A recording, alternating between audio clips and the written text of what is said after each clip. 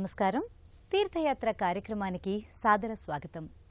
భక్తవత్సలుడు శివుడు బహుసున్నితుడు. చెంబుడు నీళ్లు పోస్తే చాలు ఉబ్బి తబ్బిబవుతాడు. కోరిన వరాలిచ్చేస్తాడు. అంతటి భోళాశంకరుడికి అనేక పేర్లున్నాయి. శివుడు, భవుడు, శంకరుడు, పరమేశ్వరుడు, పార్వతీపతి ఇలా ఎన్నో నామాలు. గరళాన్నైనా అమృతంలా మింగినవాడు కనుక అమృతేశ్వరుడు అనే పేరు కూడా ఉంది.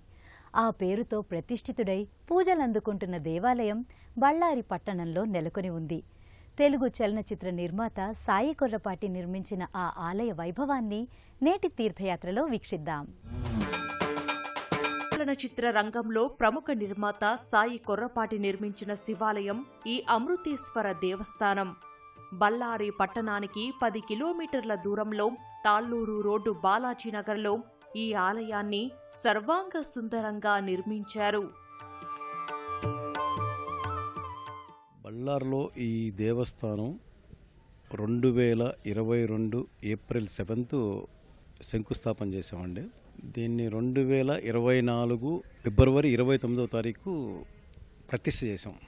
ఈ దేవాలయం ముఖ్యంగా విశేషంగా ఏం చెప్పొచ్చు అంటే స్ఫటిక శివలింగం అండి. ఇది హిమాలయం తీసుకొచ్చాము. ఎంటైర్ టెంపుల్ కూడా కృష్ణశిల అండి. నడిచే ఫ్లోర్ దగ్గర నుంచి కాంపౌండ్ వాల్ దగ్గర నుంచి ప్రతిదీ కృష్ణశిలే. ఎక్కడ కూడా సిమెంటు స్టీల్ అనేది వాడలేదు.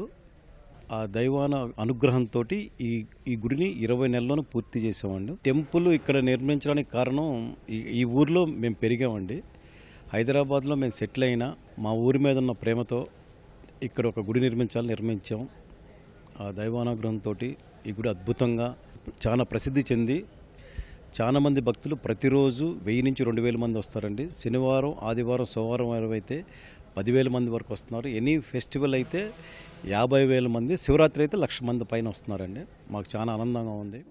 దేవుళ్లంతా అంగరంగ వైభవంగా సశరీరులై వెలుగునిరుతుంటే ఈ శివయ్య మాత్రం అంగరహిత లింగరూపునిగా దర్శనమిస్తాడు. లింగరూపాల్లో అత్యంత విశేషమైనది స్ఫటికలింగ రూపం. ఆ స్ఫటికలింగేశ్వరునిగా బళ్ళారి అమృతేశ్వరుడు గర్భాలయంలో వెలుగొందుతున్నాడు. బళ్ళారి అమృతేశ్వరుడిగా ఆలయ గర్భాలయంలో నేత్రపర్వంగా కొలువుదీరి ఉంటాడు. ఎత్తైన గుండ్రటి పానవట్టంపై స్ఫటిక లింగాకారంలో శివయ్య నెలకొని ఉన్నాడు. పంచలోహంతో తయారైన మకరధ్వజ తోరణం కింద పంచపడగల నాగేంద్రుడు తన 5 పడగలను గొడుగులా పట్టగా తేనె రంగు పారదర్శకమైన శివలింగంగా అమృతేశ్వరుడు దర్శనమిస్తున్నాడు. అందరి దేవుళ్ల వలె సశరీరంతో కాక లింగరూపంలోనే శివునికి పూజలు జరగటం శైవాగమరీతి. ఆ రీతిని అనుసరించి బళ్ళారి ఆలయంలో ఈ శివలింగానికి పూజలు జరుగుతాయి.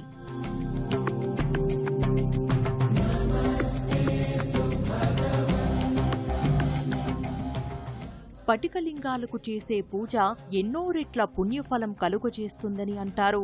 స్ఫటికం అనేది మనిషి చెక్కిన సహజరాయి కాదు, ప్రకృతి ద్వారా తయారవుతుంది. 100 ఏళ్లు ఈ స్ఫటికలింగం తయారవడానికి పడుతుంది. అలా ప్రకృతి సిద్ధంగా ఏర్పడిన స్ఫటికలింగ ఆరాధన సృష్టి ఆరాధనకు సమానమైనది. స్ఫటికలింగం నటరాజస్వామికి ప్రతీక. శివుడు అభిషేక ప్రియుడు కదా.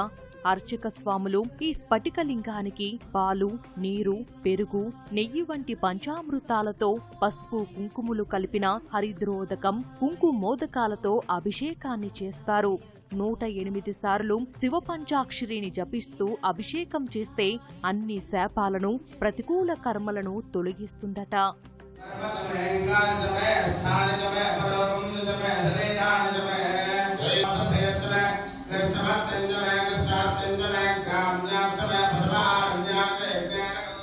ఈ స్ఫటికలింగ పూజ వల్ల అష్టైశ్వర్యాలు, మనశ్శాంతి, మంచి ఆరోగ్యంతో పాటు వ్యాపార అభివృద్ధి, మానసిక ఏకాగ్రత కలుగుతాయని శాస్త్రాలు చెబుతున్నాయి. అందుకే బళ్ళారి శివాలయ స్ఫటికలింగ అభిషేకానికి ఎక్కడా లేని ప్రాధాన్యత ఏర్పడింది. దూర ప్రాంతాల భక్తులు ఎంతో భక్తిగా, మరెంతో ఆర్తిగా వచ్చి స్ఫటికలింగ అమృతేశ్వరునికి అభిషేకాలు చేయించుకుంటారు. స్వయంగా భక్తులే ఆ అభిషేకాలను చేసుకునే సదవకాశం ఈ ఆలయం కలుగజేస్తోంది.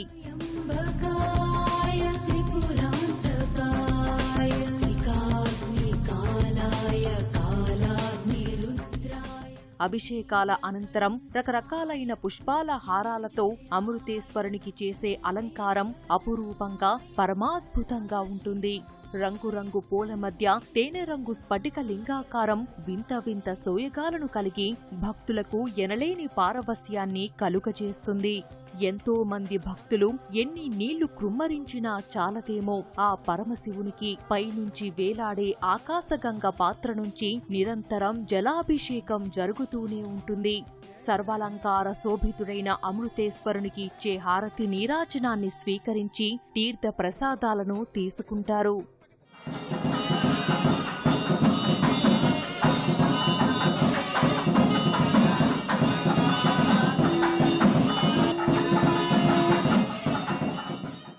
శివుడు అంటే మృత్యుంజయుడు, అమృత స్వరూపుడు. అలాంటి ఆ శివుని యొక్క ఆరాధన ఈ అమృతేశ్వర స్వామి దేవాలయంలో ఈరోజు ఇక్కడ చాలా చక్కగా జరుగుతున్నది. శివానుగ్రహం వలన మీ అందరికీ జీవితంలో సకల విధమైనటువంటి శుభాలు కలుగుగా. కానీ ఈ శుభ సందర్భంలో ఆ భగవంతుణ్ణి ప్రార్థిస్తూ మీ అందరికీ మా యొక్క హృదయపూర్వకమైనటువంటి ఆశీర్వాదమును తెలియజేస్తున్నాం. అమృతేశ్వరుడు కొలువుదీరిన బళ్ళారి దేవస్థానం ఎంతో అపురూపమైంది. ఆ ఆలయ ఆవరణలోకి అడుగిడిన భక్తుల మదిలో శైవ వైష్ణవ సంగమ భావాలను కలుగజేస్తాయి.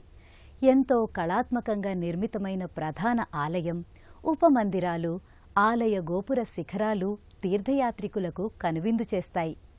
శివాలయ దర్శనం ప్రశాంతతను, ఆధ్యాత్మిక శక్తిని ఇస్తుంది. కాశీ విశ్వనాథ్, కేదార్నాథ్, మహాకాళేశ్వర్ వంటి క్షేత్రాలకే వెళ్లనక్కర్లేదు. మనకు అందుబాటులో ఉన్న ఏ శివాలయ దర్శనమైనా శ్రేష్టమైనదేనని అంటారు. అందుకోసం తెలుగు సినీ రంగంలో నిర్మాతగా తన వ్యాపారమేదో తను చేసుకుంటూనే అందరికీ శివదర్శనం కోసం ఒక శివాలయాన్ని నిర్మించి సాయి కొర్రపాటి గారు తన శివభక్తిని చాటుకున్నారు. 2022 ఏప్రిల్ 7న శంకుస్థాపన చేసి 2024 ఫిబ్రవరి 29న ప్రతిష్టాపన చేసిన భవ్యమైన ఆలయం ఈ అమృతేశ్వర దేవస్థానం. గౌరీ ప్రియాయ రజనీశ కళాధరాయ కాలాంతకాయ భుజగాధిప కంకణాయ. ఈ ఆలయ గర్భాలయంలో మూల విరాట్టుగా ప్రతిష్ఠించిన స్ఫటికలింగాన్ని హిమాలయ పర్వత సానువులకు వెళ్లి అక్కడ లభించిన స్ఫటిక లింగాకారాన్ని తీసుకువచ్చారు. అంతటి అపూర్వ లింగాకృతికి అపురూపమైన ఆలయాన్ని నల్లని శిలలైన కృష్ణశిలలతో నిర్మించారు. ఆలయ నిర్మాణానికే కాదు, ఉపాలయాలలో కూడా కృష్ణశిలలో శిల్పితమైన విగ్రహాలనే ప్రతిష్ఠించారు.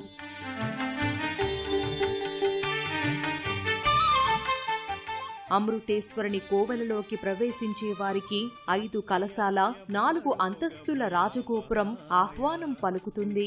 ఆ రాజగోపురానికి ముందున్న మంటపంపై సప్తాశ్వరథంపై ఉన్న సూర్య భగవానుని నల్లటి రాతి ప్రతిమ ఉంటుంది. ఆ మంటప మూలల్లో ఏకముఖ జంటనతుల చిరు ప్రతిమలను ఏర్పాటు చేశారు. ఆ మహారాజ గోపురం పక్కనే అంతే ఎత్తుగా ఆంజనేయుని భారీ ప్రతిమ ఉంటుంది. అభయహస్తంతో ఉన్న అభయాంజనేయుడు నిలబడిన 7 పలకల పీఠానికి 7 వైపులా 7 అవతారాల ఆంజనేయుని ప్రతిమలుంటాయి. శ్రీరామ భక్త, భజరంగబలి, శ్రీరామదూత, మహాయోధ, మహావీర, వాయుపుత్ర, అంజనీపుత్ర అనే పేర్లతో ఉన్న 7 అవతారాల ఆంజనేయుడు రుద్రాంశ సంభూతినిగా రుద్రుని ఆలయానికి ప్రవేశంలోనే దర్శనమిస్తున్నాడు. మరో చోట కలియుగ దైవం శ్రీ వెంకటేశ్వరుని నిలువెత్తు విగ్రహం ఉంటుంది. తిరుమల తిరుపతి గర్భాలయ దేవుని వలె ఆ 7 కొండల రాయుడు అగుపించి భక్త జనులను పరవశింపజేస్తుంది. ఆలయ ఆవరణంతా ప్రధాన మందిర, ఉపమందిర గోపురాలతో కనువిందు చేస్తుంది. గర్భాలయానికి చుట్టూతా అర్ధచంద్రాకారంలో పలు నంది విగ్రహాలు ప్రతిష్టమై ఆవరణకే అందాన్ని చేకూర్చుతుంటాయి. ఆ నందులన్నీ అమృతేశ్వరుని ప్రధాన ఆలయం వైపు మోరలెత్తినట్లు చూడచక్కగా ఉంటాయి. ఆ నందులకు అభిముఖంగా గర్భాలయ బయటి గోడలపై 12 జ్యోతిర్లింగాల నమూనా ఆకృతులుంటాయి. సోమనాథ, కేదార అమరనాథ, త్రయంబకేశ్వర, కాశీ విశ్వనాథ, నాగేశ్వర, రామేశ్వర, భీమశంకర, ఓంకారేశ్వర, వైద్యనాథ, మహాబలేశ్వర జ్యోతిర్లింగాలు సందర్శకుల దర్శనార్థమై ఉంటాయి. సౌరాష్ట్ర సుందరం సౌమనాథేశ్వరం, శ్రీశైలమందిరం, శ్రీమల్లికార్జునం, ఉజ్జయినిపురం. ఆ పుష్కరిణిలో తెప్పోత్సవం నిర్వహిస్తారు.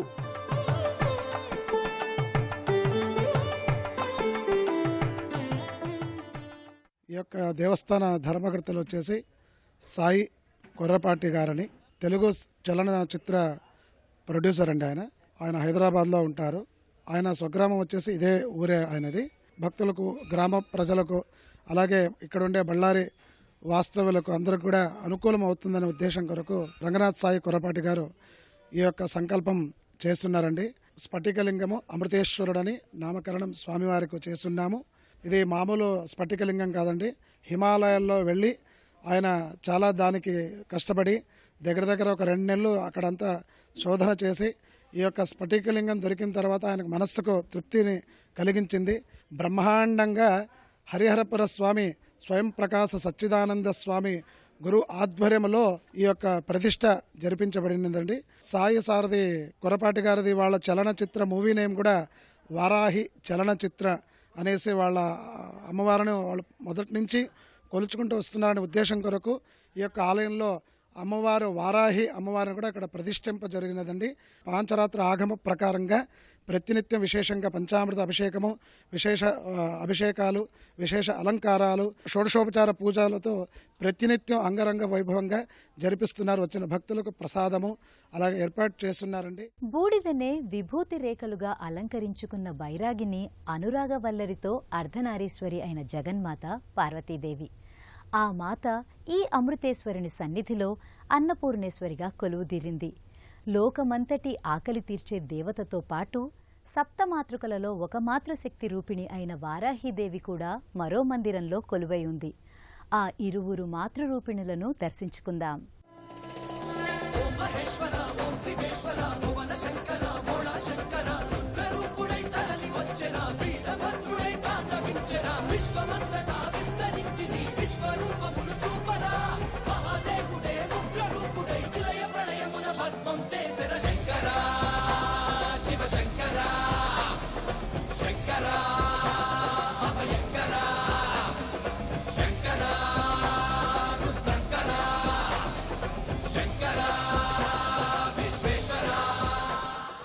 అమృతేశ్వరుణ్ణి దర్శించి అర్చించుకున్న భక్తులు గర్భాలయానికి ఒక పక్కనే ఉన్న ఉపాలయానికి వస్తారు.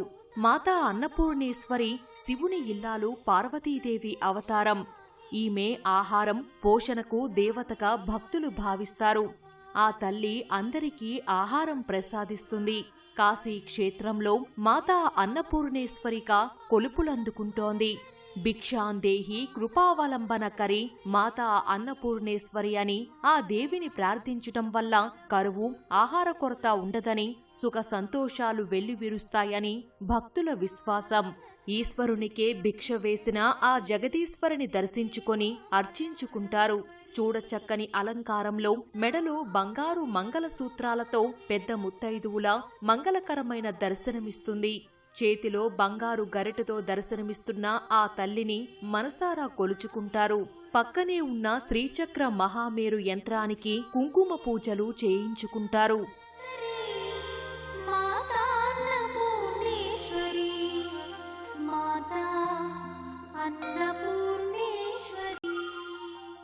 ఇదే ఆలయ ఆవరణలో ఉన్న మరో విశిష్టమైన అవతారిక వజ్ర వారాహీదేవి ఆలయం. విష్ణుమూర్తి వరాహ అవతారానికి శక్తి స్వరూపం ఈ మాతృమూర్తి. వరాహ ముఖం, మానవ శరీరంతో ఉండే ఈమె దుష్టశక్తిని సంహరించే శక్తిగా, భక్తులను రక్షించే ఉగ్రదేవతగా పూజింపబడుతుంది. వారాహీదేవి సప్తమాతృకలలో 5వ దేవత. అందుకే ఈమెను పంచమి, దండిని అని కూడా పిలుస్తారు. ఈమెను ముఖ్యంగా రాత్రి సమయాల్లో పౌర్ణమి నాడు ఆరాధిస్తారు. చండీమాత రక్తబీజుని సంహరించే సమయంలో వారాహి మాతృకను సృష్టించినట్లు దేవీ భాగవతం చెబుతోంది. వారాహీదేవిని ఆరాధించడం వల్ల అపారమైన సంపద, కీర్తి మరియు మనోధైర్యం లభిస్తుందని నమ్ముతారు. ఈ ఉపమందిరంలో సకల ఆభరణాలతో నేత్రపర్వమైన దర్శనాన్ని ఇస్తున్న వజ్ర వారాహి అమ్మవారిని అంకిత భావంతో పూజిస్తారు.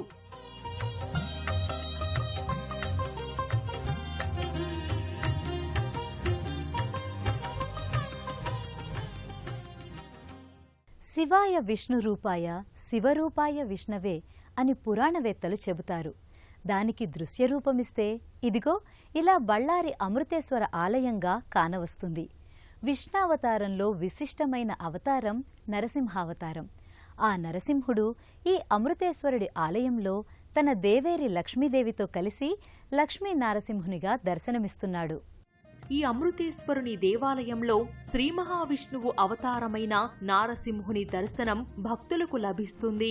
ఒక ప్రత్యేక ఉపమందిరంలో తన దేవేరి లక్ష్మీ సమేతంగా లక్ష్మీ నరసింహస్వామిగా కొలువై ఉన్నాడు. నరమృగ స్వరూపంతో త్వరగా ఆవిష్కారమై హిరణ్యకశిపుని వధించిన తరువాత అంతే త్వరగా అవతారం చాలించిన క్షిప్రవతారుడు నారసింహుడు లక్ష్మీదేవితో కలిసి శాంతస్వరూపునిగా భక్తులకు దర్శనమిస్తున్నాడు. ఆ లక్ష్మీ నరసింహుణ్ణి తమ తమ గోత్రనామాలతో అర్చనలు చేయించుకొని నారసింహుని కృపను పొందుతారు.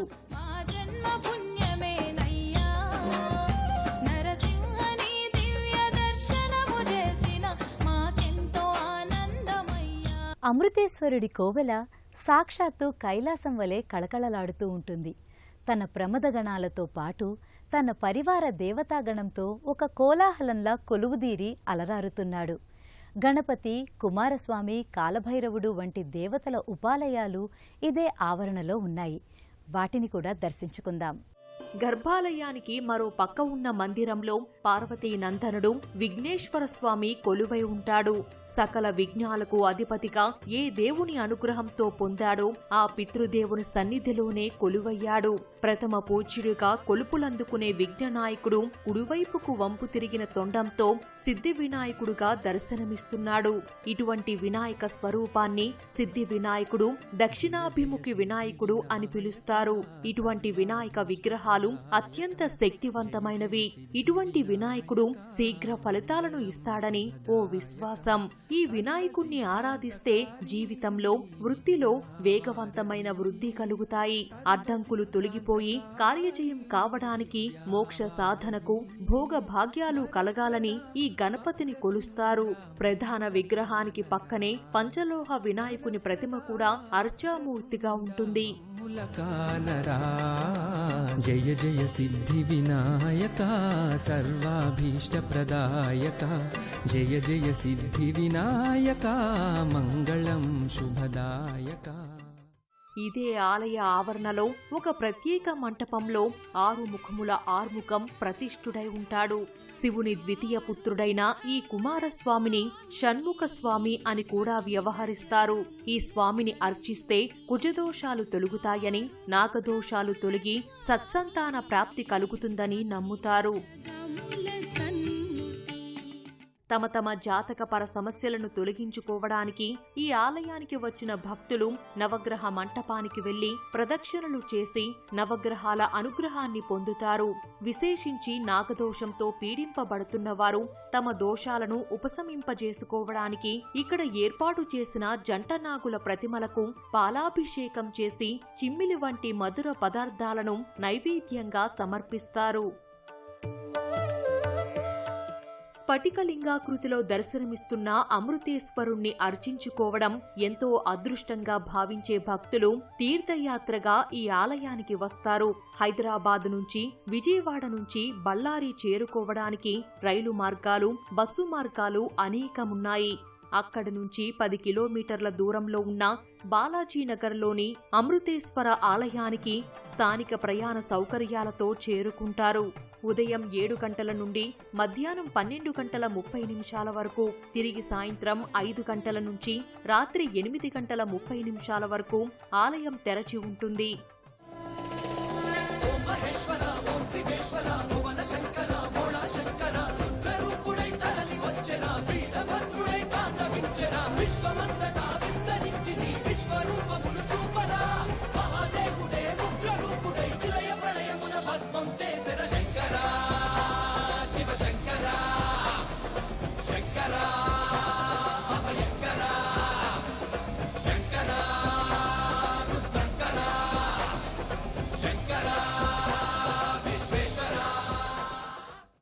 శివునికి శాపమో భక్తులకు వరమో కాని పరమేశ్వరుని ఆరాధన లింగరూపాననే జరగటం అత్యంత విశేషమైంది. స్ఫటికలింగ ఆరాధన మరింత విశేష ఫలదాయకమని విఘ్నులు చెబుతారు. అటువంటి వరప్రదాయిని అయిన బళ్ళారి స్ఫటికలింగ స్వరూప అమృతేశ్వరుణ్ణి దర్శించి అర్చించుకున్న భక్తుల పుణ్యఫలం అంతా ఇంత కాదు. ఆ అమృతేశ్వరుని కరుణా కటాక్షాలు ఎల్లవేళలా లభిస్తూనే ఉండాలని కోరుకుందాం. మరో తీర్థయాత్రలో మళ్ళీ కలుసుకుందాం. అంతవరకు సెలవు. నమస్కారం.